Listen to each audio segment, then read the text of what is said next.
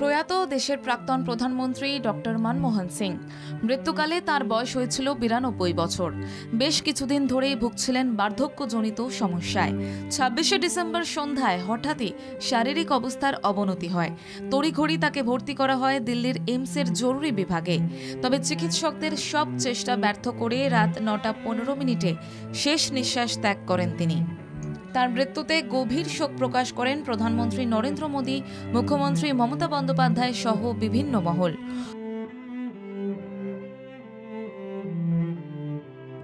বর্তমান পাকিস্তানের পাঞ্জাবের চকওয়াল জেলার গাহু গ্রামে তার জন্ম 1932 সালের 26শে সেপ্টেম্বর। চণ্ডীগড়ের পাঞ্জাব বিশ্ববিদ্যালয় থেকে স্নাতক ও স্নাতকোত্তর পাশের পর পাড়ি জমান বিদেশে। অক্সফোর্ডের পাঠ শেষ করে দেশে ফেরা। 1966 থেকে 1969 পর্যন্ত একটানা রাষ্ট্রপুঞ্জের বাণিজ্য ও উন্নয়ন শাখায় কর্মরত ছিলেন তিনি। 1969 সালে শুরু করেন শিক্ষকতা। দিল্লি স্কুল অফ ইকোনমিক্সে যোগ দেন আন্তর্জাতিক বাণিজ্যের অধ্যাপক হিসেবে। 1972 সালে অর্থমন্ত্রকের মুখ্য উপদেষ্টা নিয়োগ করা হয় তাঁকে। 4 বছর পর হন অর্থমন্ত্রকের সচিব। 1980 থেকে 1982 সাল পর্যন্ত ছিলেন যোজনা কমিশনের গভর্নর। 1982 সালের 16 সেপ্টেম্বর থেকে 1985 সালের 14 জানুয়ারি অবধি রিজার্ভ ব্যাংকের গভর্নরের দায়িত্ব সামলেছেন। 1985 থেকে 1987 পর্যন্ত যোজনা কমিশনের ডেপুটি চেয়ারম্যান ছিলেন ডক্টর মনমোহন সিং। যোজনা কমিশনের মেয়াদ শেষে 1990 সালের নভেম্বর পর্যন্ত সামলান সাউথ কমিশনের সেক্রেটারি জেনারেলের দায়িত্ব। 1990 সালে দেশে ফিরে তৎকালীন প্রধানমন্ত্রী চন্দ্রশেখরের অর্থনৈতিক বিষয়ের উপদেষ্টার দায়িত্ব গ্রহণ করেন তিনি।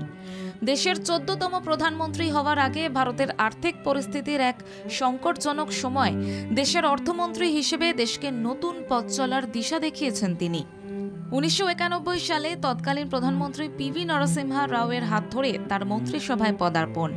যোজনা কমিশনের ডেপুটি চেয়ারম্যান হিসেবে কাজ করার সুবাদেই হয়তো 1991 সালে জোট সরকার গঠনের পর অর্থমন্ত্রকে অতীতে কাজের অভিজ্ঞতা থাকা সত্ত্বেও প্রণব মুখোপাধ্যায়ের বদলে অর্থমন্ত্রী হিসেবে বেছে নেওয়া হয়েছিল মনমোহন সিংকে। দেশ সেই সময় কার্যত ঋণ খেলাপি হওয়ার পথে। তার প্রথম বাজেট বক্তৃতায় তিনি ভিক্টর হুগোর উদ্ধৃতি দিয়ে ভারতের অর্থনৈতিক উদারীকরণের পথে যাত্রা শুরু করেছিলেন। সেই সরকার 5 বছরের বেশি না টিকলেও শিক্ষা, স্বাস্থ্য, পথঘাট, টেলিযোগাযোগ, রেল, বিমানে ভারত নতুন রূপ পেতে শুরু করে। বদলে যায় ভারতের অর্থনৈতিক মানচিত্র। কেন্দ্রীয় অর্থমন্ত্রী হিসেবে দায়িত্ব নেওয়ার পরপরই আসাম থেকে কংগ্রেসের টিকিটে রাজ্যসভার সাংসদ হন। সেই থেকে টানা 33 বছর রাজ্যসভার সাংসদ থাকার পর অবসর নেন রাজ্যসভা থেকে। 2004 সালে কেন্দ্রে ইউপিএ সরকার গঠনের পর প্রধানমন্ত্রী হিসেবে মনমোহন সিংয়ের নাম ঘোষণা করেন সোনিয়া গান্ধী। 2004 থেকে 2014 টানা 10 বছর ইউপিএ 1 ও ইউপিএ 2 আমলে দলের বাইরে হাজারো বাধা উপেক্ষা করে ব্যাংক, বিমা, খনিজ সম্পদের সংস্কারের মধ্যে দিয়ে রাষ্ট্রীয় অর্থনীতি মজবুত করার পথে দেশকে এগিয়ে নিয়ে গেছিলেন। 100 দিনের কাজের প্রকল্প, তথ্যের অধিকার আইন, শিক্ষার অধিকার, খাদ্য সুরক্ষা আইন, সরাসরি অর্থ স্থানান্তর প্রকল্পের মতো গুরুত্বপূর্ণ সামাজিক কল্যাণ কর্মসূচি চালু করেন অর্থশাস্ত্রের এই পণ্ডিত।